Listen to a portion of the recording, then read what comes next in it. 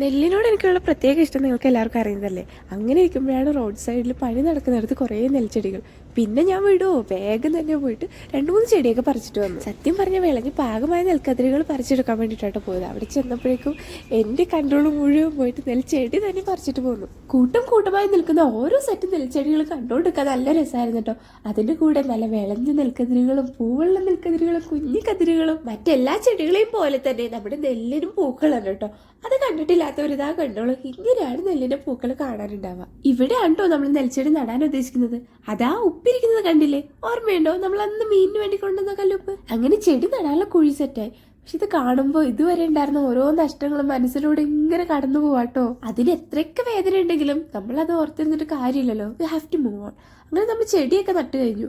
ഇപ്രാവശ്യം 2 സെറ്റ് ചെടിയെ കൊണ്ടുവന്നിട്ടുണ്ടായിരുന്നല്ലോ. ചെടി പ്രാന്തുള്ള കുറെ ആൾക്കാരെ കുറിച്ച് നിങ്ങൾ കേട്ടിട്ടുണ്ടാവും. പക്ഷെ ഇങ്ങനത്തെ ഒരു പ്രാന്ത് കണ്ടിട്ടുണ്ടാവും?